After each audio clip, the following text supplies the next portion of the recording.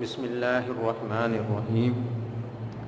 عزیز طلبہ، السلام علیکم ورحمۃ اللہ وبرکاتہ۔ گزشتہ ویڈیو میں ہم نے مضمون نویسی سے متعلق کچھ اہم باتوں کو سمجھا تھا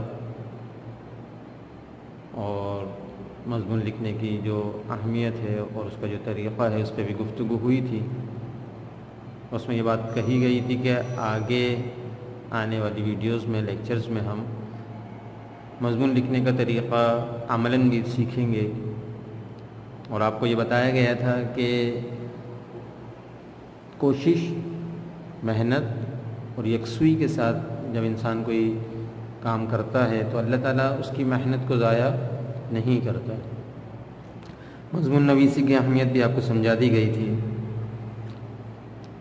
آج ہم مثال کے طور پر ایک مضمون کا عنوان سامنے رکھ کر آپ کے سامنے ایک مثال پیش کریں گے کہ کس طرح مضمون لکھنا چاہیے۔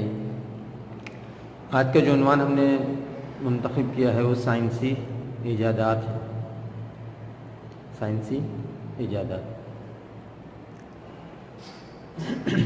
جب ہم نے مضمون لکھنے کی ابتدائی گفتگو کی تو اس میں بتایا گیا تھا کہ مضمون کا پہلا حصہ تمہیدی ہوتا ہے، جس میں ہم عنوان سے متعلق اس کی ضرورت، اہمیت، افادیت وغیرہ کو پیش کرتے ہیں۔ پہلے حصے میں، جس کو ہم تمہید کہتے ہیں، اس میں ہم عنوان سے متعلق جو اہم باتیں ہیں، تمہیدی گفتگو جو ہوتی ہے، ابتدائی گفتگو، وہ بیان کی جاتی ہے۔ ایک تسلسل کے ساتھ لکھنا اور ایک ترتیب کے ساتھ لکھنا مضمون نویسی میں یہی ایک طریقہ ہوتا ہے۔ اس کے ساتھ مین ہیڈنگ کے ساتھ آپ سب ہیڈنگ کا بھی اضافہ کر سکتے ہیں۔ جیسے آپ نے تمہید لکھی ہے تو آپ یہاں پہ علم کے معنی یا علم کا مفہوم یا سائنس کی ضرورت یا سائنس کی اہمیت، عنوان سے متعلق آپ کوئی سب ہیڈنگز بھی لکھ سکتے ہیں۔ تو دیکھیں، اگر آپ بورڈ پہ لکھا ہے کہ علم کا مطلب ہے آگاہی اور معلومات، یعنی جاننا۔ آگاہی کا مطلب جاننا اور معلومات، اور جس علم کی بنیاد مشاہدے اور تجربات کے ذریعے حاصل ہو اسے سائنس کہتے ہیں۔ سائنس کی تعریف کی جا رہی ہے کہ علم کا مطلب ہے آگاہی اور معلومات، اور کیونکہ آپ کو معلوم ہے دنیا بہت سارے علم ہیں تو اس کی مزید وضاحت کر رہے ہیں، لیکن جس علم کی بنیاد مشاہدے اور تجربات کے ذریعے حاصل ہو اسے سائنس کہتے ہیں۔ یعنی سائنس کے اندر تجربات، مشاہدہ، یہ سب ضروری ہے۔ پھر آگے فرماتے ہیں، گویا سائنس پختہ، صحیح اور قابل اعتماد علم ہے۔ اللہ تعالیٰ بھی انسان کو نظام کائنات پر غور و فکر کی دعوت دیتا ہے۔ اللہ تعالیٰ بھی قرآن میں دیتا ہے کہ دنیا پہ غور کرو، اس کے نظام پہ غور کرو، سورج پہ، چاند ستاروں پہ غور کرو۔ تو اللہ تعالیٰ بھی دعوت دیتا ہے غور و فکر کی، اور اسی غور و فکر کو بنیاد بنا کر دنیا کی ترقی میں سائنس نے جو انقلاب برپا کیا ہے، ان کی تفصیل یہاں بیان کرنا ناممکن ہے۔ اگر ہم مکمل تفصیل بیان کرنا چاہیں تو ناممکن ہے، لیکن مختصراً ان کا حوالہ ذیل میں بیان کیا جا رہا ہے۔ یہ ہم نے سائنسی ایجادات سے متعلق عنوان پہ جو مضمون لکھنا آج شروع کیا ہے، یہ اس کا پہلا حصہ ہے جسے ہم تمہید کہتے ہیں۔ یہاں تک آپ کو بات سمجھ میں آئی کہ کس طرح ہم مضمون شروع کرتے ہیں۔ پہلے حصے میں ہم نے کیا لکھا؟ پہلا حصہ ہمارا سائنسی ایجادات کا تمہید کا تھا، جو کہ یہاں مکمل ہوا۔ دوسرا حصہ جو نفس مضمون کہلاتا ہے، اس میں ہم عنوان سے متعلق معلومات کو پیش کرتے ہیں۔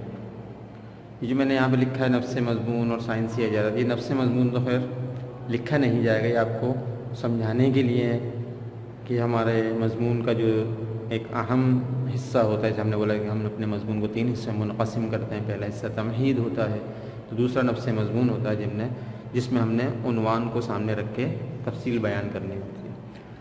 اس میں آپ نے کیا کرنا ہے؟ سائنسی ایجادات کی تفصیل بیان کرنی ہے، ان کی کچھ۔ اب جیسے میں نے مثال کے طور پہ یہاں پہ دے دیا، ریل، ہوائی جہاز، خلائی rocket, lift, computer, internet, mobile phone, بجلی، آبدوز، خودکار مشینیں، ایکس رے اور اسکین مشین، مواصلات، زراعت، طب اور دفاع سمیت بے شمار ایجادات سائنس کے وہ کرشمے ہیں جنہوں نے انسان کو حیرت میں ڈال دیا ہے۔ اس میں اور ایجادات کا بھی تذکرہ ہو سکتا ہے۔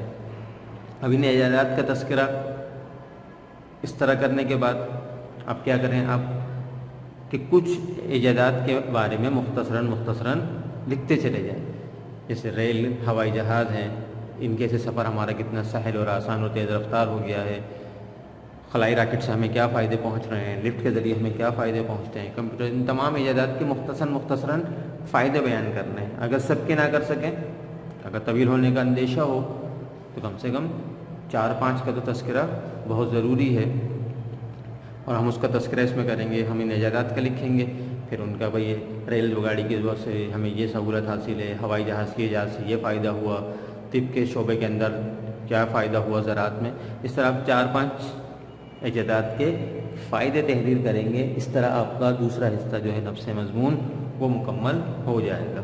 یہ آپ کا حصہ دوم جو ہے مضمون کا، یعنی کہ نفس مضمون جو ہے وہ آپ کو سمجھ میں آ گیا۔